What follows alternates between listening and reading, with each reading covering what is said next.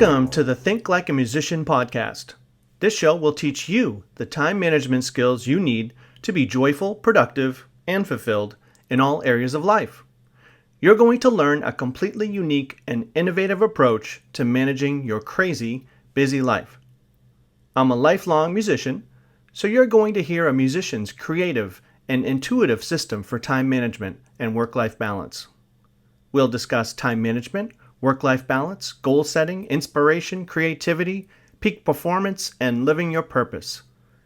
I want to help you live your life like it's a masterpiece.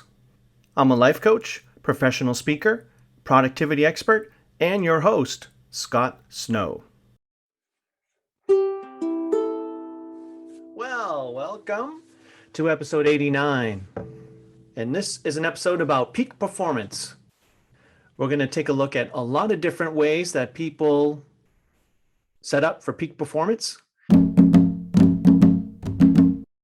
And the first one is about football. Of course, we just had all the excitement with Tom Brady coming to town, playing his old team, the Patriots. I live in Massachusetts, so I'm a Patriots fan and I'm a Tom Brady fan. Like watching the Bucks play, so that was fun. An article I read that was pretty interesting about peak performance was about the quarterback, Josh Allen of the Buffalo Bills. And this guy sounds like a pretty creative guy. He's very much focused on the mechanical part of his throwing. And of course, he has his own quarterback coach, and they really focus on very, very specific mechanical inefficiencies that him and his coach think that he has. So I love this focus in on just the tiny, minute details, and really focusing on that is a great lesson for peak performance. And one of the things that the Bills management really liked about Josh Allen was his ability to distill reams of information into essential shards. And I love that word shards too in this context. So taking all that info and focusing in on the shards that are essential. Allen says that there are two types of players in the NFL, those that figure it out and those that get figured out. So I guess just in terms of his, being the best player he can, if he figures out how to get over his limitations and so he can be in peak state, he's going to be in good shape. But otherwise, people will figure out his weaknesses. And that's another key skill that Coach Belichick has with the Patriots, is that he's able to identify your weakness and really exploit it to the max. It seems like Belichick did a great job with slowing down Tom Brady. By every play, it seems like Belichick threw a different look at him, different defensive scheme. So he knows that the last thing you want to do is have Tom Brady get into flow and get into momentum, get into peak performance. I saw another clip. I'm not exactly sure who it was, but I think it was the quarterback for the New Orleans Saints. And he was doing a training in his living room. It was the weirdest training. He was bouncing on one foot on a therapy ball. And while he was doing that, he was having a friend throw playing cards in front of his face. And he had to yell off, like what card it was, Queen of Spades. And he'd had to do that while he was like looking forward. So he was training himself to be able to identify things, everything that's in his field of vision quickly to train for being a quarterback. So you can be pretty creative with how you prepare to be a peak performer. One secret to becoming more productive and being a peak performer is to find time to do nothing. Sometimes you have to rejuvenate in preparation. There is a lot of neuroscience research that confirms that we need mental breaks for cleanup work. Take a long shower, take a long walk, cook a big meal. The Italians call it dolce far niente, the sweetness of doing nothing. That sounds great. So any activity that allows your mind to meander is good for peak performance and rejuvenation.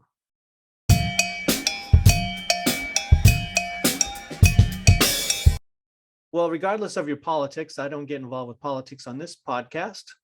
So usually when I derive something from a politician, it's really just for the subject at hand, which is peak performance. So there was an article about President Biden, and the person said that his presidency will be as transformational to the extent that he transforms himself. And I really think that's a great lesson for us in peak performance, that you're only going to be able to be as far as you can make yourself. I've been listening to the book, The E-Myth Revisited by Michael Gerber, and he has a great point in that about how it's not the world that's chaotic, it's you and your reaction to it. So you're really the problem. You're the thing that needs to get fixed.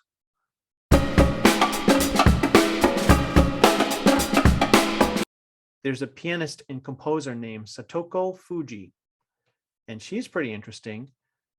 She was saying that when she composes music, she feels like the music is already there. She just didn't notice it. And I think that's a very unique way of describing it, and changes your performance in the moment of composing, because you're not trying to create something new. You're basically just trying to uncover it, dust it off.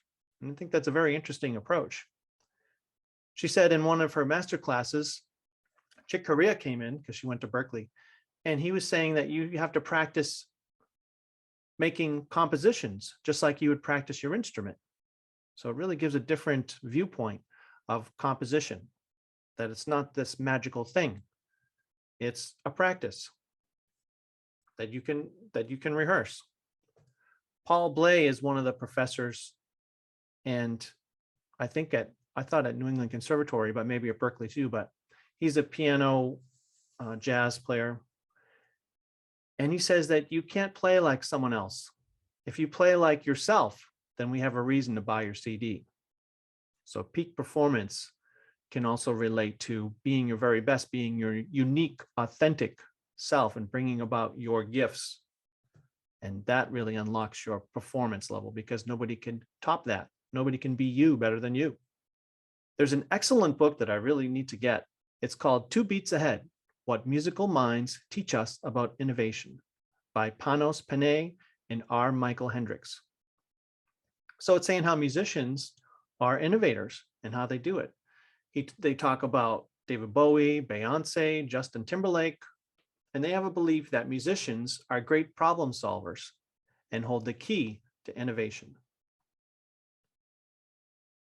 Musicians collaborate with who first and not what. So in the musician's world, you need to have that person's skills that you're collaborating with. Nobody else will do. Musicians are very interested in that chemistry between people. They have that second sense of how important that is with a tight band. And a great manager should control the conditions, not the people, to help unlock their talents. Focus on choosing the right conditions, and then let those people do what they do. In this book, they have a chapter on reinvention. And with David Bowie, he never held on to a single identity. We talk a lot about roles with Think Like a Musician. Having your set list, having your list of the roles that you play, the hats that you wear. And he wore many hats over the years. He was a folk singer. Then he was Ziggy Stardust, the rock star, an actor, pop star. Similar to like Madonna's career, she recreated herself many times. Or even Jesse the Body Ventura, the great WWF wrestler. He was a Navy SEAL and then a wrestler and a TV host, an author. Lady Gaga, someone who reinvents herself all the time. Metallica. So when you strip yourself down to the bare essentials, how can you use that as the source of the next you? That's what brilliant musicians do. Strip down to that core importance.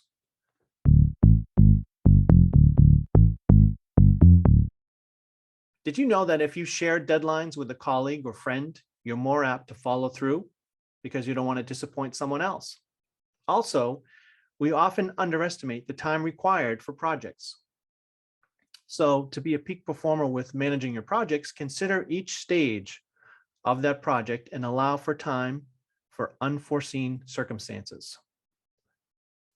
As you've probably heard, if you listen to this podcast, I have a 7-stage system of project management. Any creative endeavor, whether you're planning a wedding or a party or writing a book, creating an online course, it goes through 7 creative stages. The first stage is identify the spark. The second is the gathering stage, bring together all your resources. The third stage is the brainstorming stage, where you're just going to ask a million questions. The fourth stage is the structure stage. That's where you're thinking the brass tacks, the form of the piece. If it's a book, how many chapters, those kind of decisions.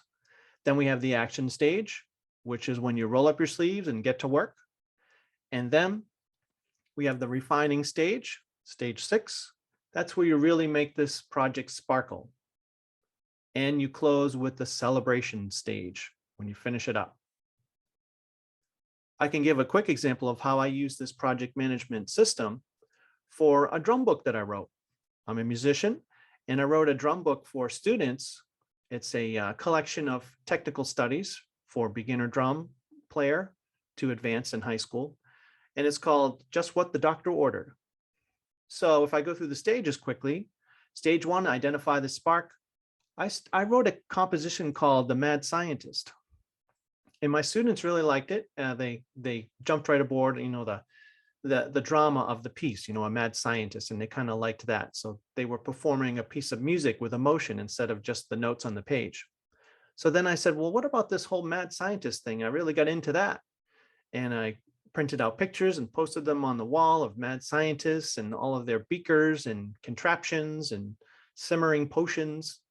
And then I said, what if I had that approach to creating these technical studies for my students? Because they all seem to have the similar technical problems. So then I just said, well, I'll be a doctor in a mad scientist lab concocting the perfect antidote for their problems with drumming. So that was my spark. And then I started to gather all my resources, have, Bride of Frankenstein pictures and all of that stuff. I watched the old 50s movies and got inspired and collected all different method books of drums that already are out there. And then I started to brainstorm, ask a lot of questions. Who is this drum book for?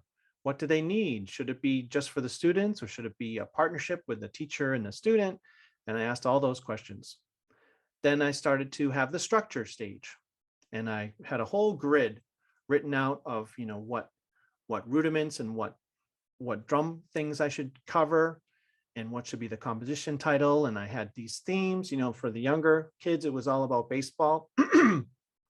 And then for the middle school, it was about, bugs and gross stuff and dung beetles, and, just continue it on. So then I got into the action stage, and I wrote like 65 compositions in 2 weeks. And the reason I was able to be so productive and in the zone was that I had all of the pre-work done in the right order.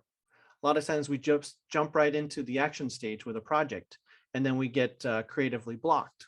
Well, we didn't lay that groundwork beforehand. That's why the sequence is so important with this project management system. And then the refining stage, I just took out the sticks and just kept playing the solos over and over and over and over again until there wasn't anything I could possibly do to make it more clear and more precise and just perfect. And then I celebrated and sent off my book for publication so that I could teach all of my minion snare drummers out there. So that's an example of how this creative project, my drum book, went through those 7 stages.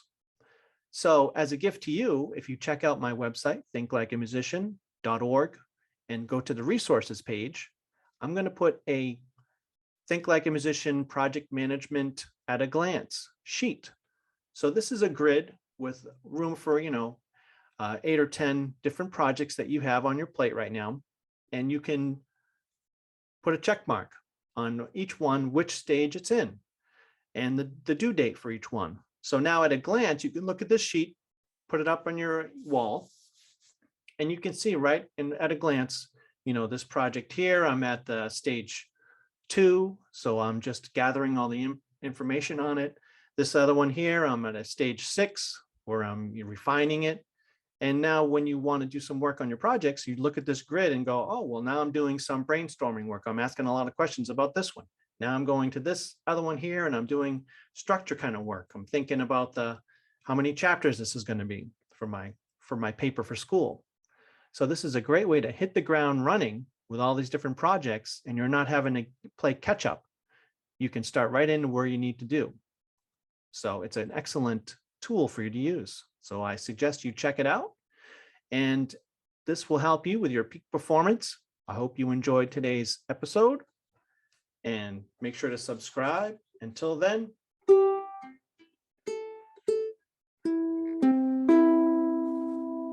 see you next time.